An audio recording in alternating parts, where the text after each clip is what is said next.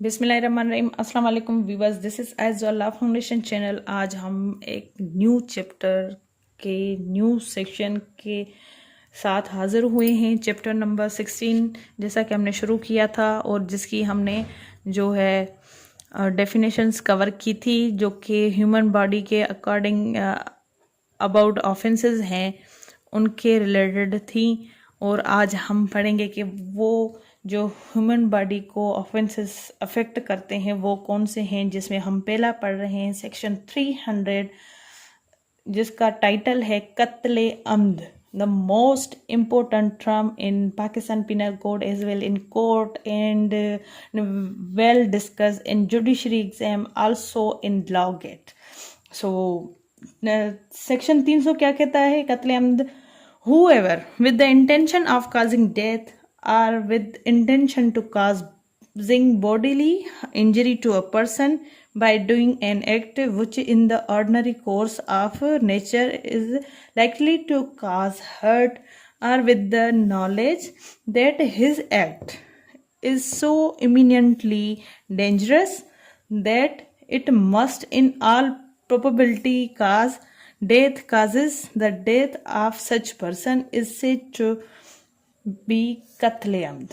ठीक है, सेक्शन 300 कहता है कि जो कोई भी बंदा इस नीयत से, इस ख्याल से, इस इंटेंशन से काज कर रहा हो डेथ किसी पर्सन की, या फिर उसकी जो नीयत है कि वो ऐसा बॉडीली यानी जो उसका जिस्मानी जख्म है उसको पहुंचाएगा किसी भी पर्सन को, या फिर कोई वो ऐसा एक्ट करेगा जो कि ऑर्डिनरी कोर्स में उसका नेचर ये है कि वो काज कर सकता है डेथ। ठीक है, यानी उसने ऐसा कोई एक्शन किया जो कि ऐसा हो सकता है कि ये डेथ काज कर सकता है किसी भी पर्सन की, या फिर उसके नॉलेज में हो कि जो इसका एक्ट है वो इतना खतरनाक है कि जिससे किसी भी बंदे की जान जा सकती है, या जान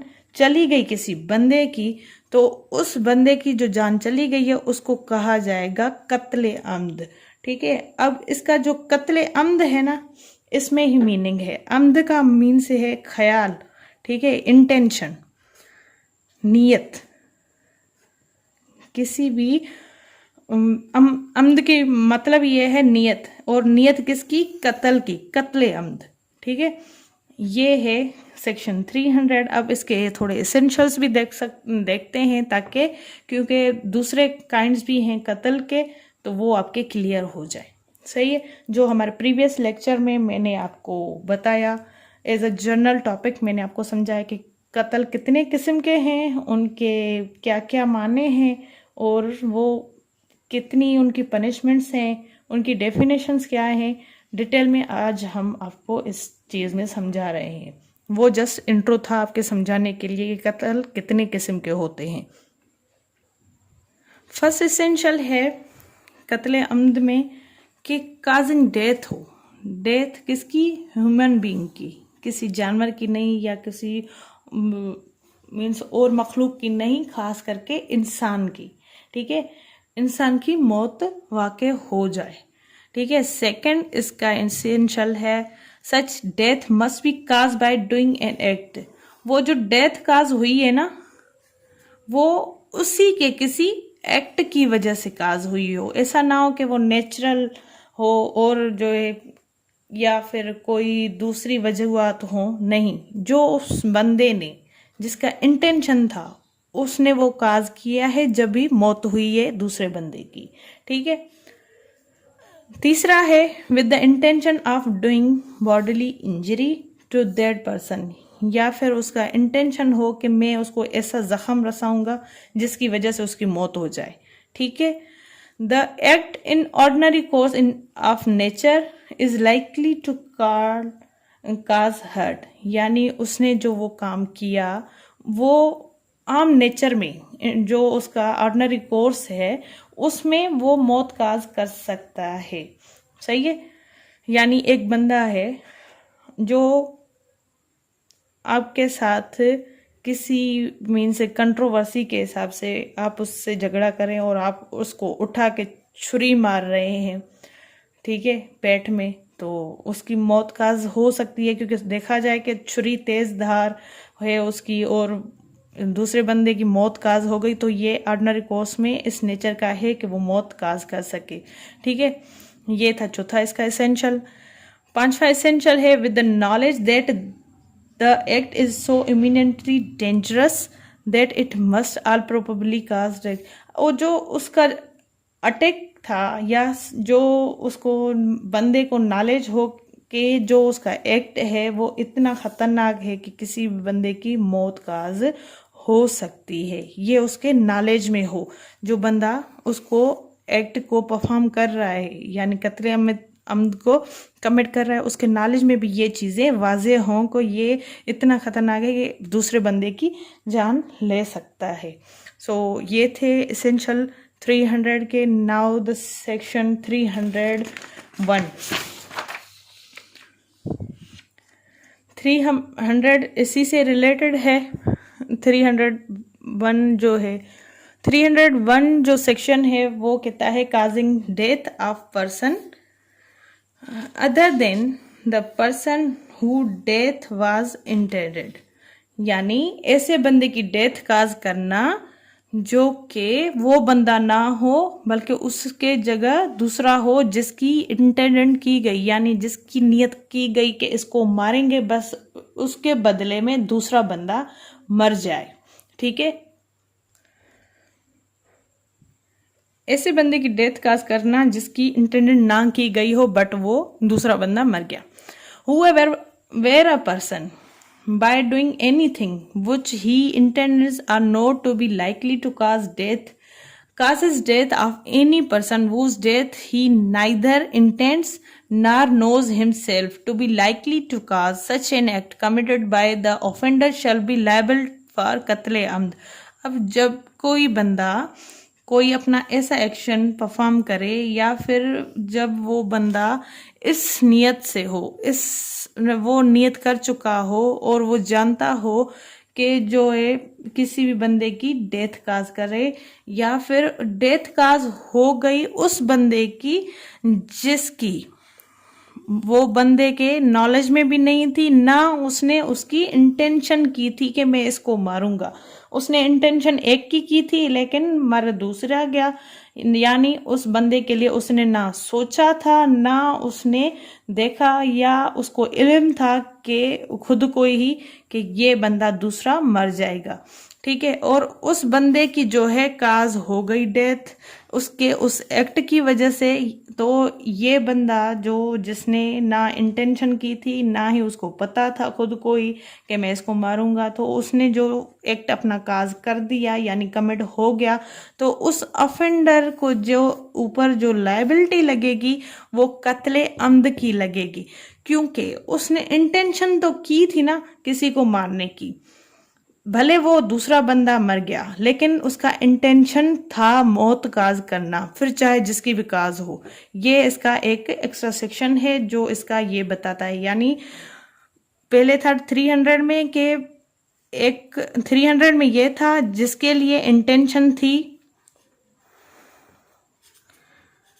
इंटेंशन थी उसको ही मारा तो कत्ले अम्द हुआ।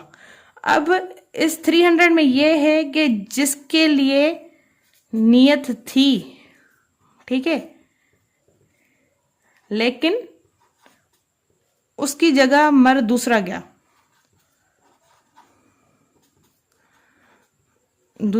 तो उसमें ये नहीं देखा जाएगा कि उसने बंदे को मारा या फिर वो बंदा बच गया कुछ भी, लेकिन उसका वो इंटेंशन देखा जाएगा कि उसकी इंटेंशन थी उसको मारना, अब मर कोई भी जाए।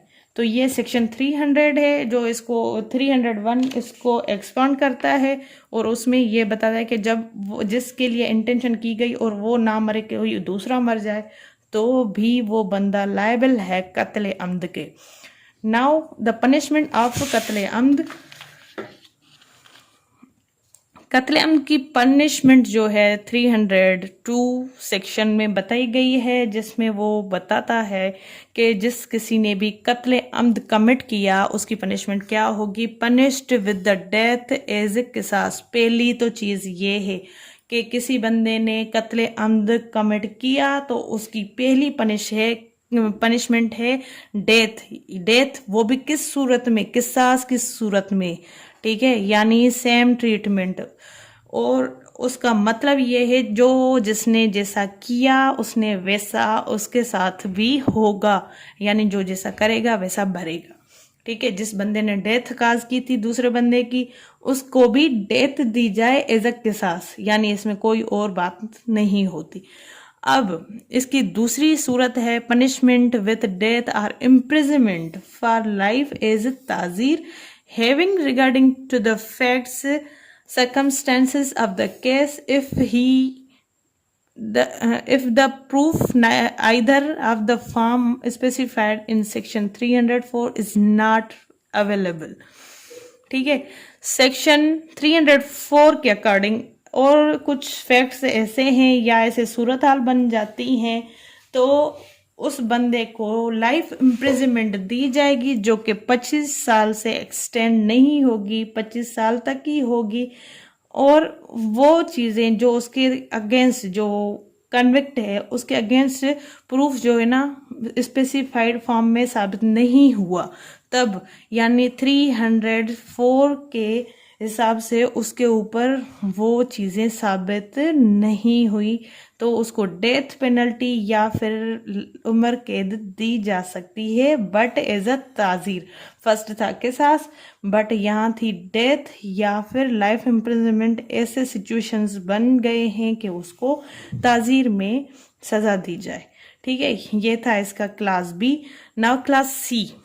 क्लास सी कहता है punishment with imprisonment of either description for a term which may extend to 25 years, where according to injunctions of Islam, the punishment of qisas is not applicable. जब कभी भी इस्लामिक पॉइंट ऑफ व्यू से यानी Islamic हदायत के हिसाब से जो पनिशमेंट है किसास की वो एप्लीकेबल ना हो तो ऐसे बंदे को लाइफ इम्प्रिजनमेंट दी जा सकती है, जो कि 25 साल तक होगी, ठीक है। इससे तजाविज़ नहीं की जाएगी। अब डिस्क्रिप्शन फॉर अ टर्म, वो आपको पता है डिस्क्रिप्शन जब कभी भी आएगी तो या तो वो जो इम्प्रिजनमेंट है वो सिंपल होगी या फिर रेगरस यानी कैदे बामुशक्कत, सॉरी, ठीक है, कैदे बामुशक्कत होगी या फिर सिंपल इम्प्रिजनमेंट होगी। ये था सेक्शन 300 to 302 जिसमें हमने पढ़ा आज मुकम्मल तौर पे कत्ले अम्द। अब कत्ले अम्द की जो पनिशमेंट्स हैं या प्रूफ्स हैं वो आगे सेक्शंस में हम देखेंगे। आज के लिए इतना ही। अपनी दुआ में मुझे याद रखें। अल्लाह आपका हामी नासिर। अल्लाह हाफिज़। अल्लाह निगहबान।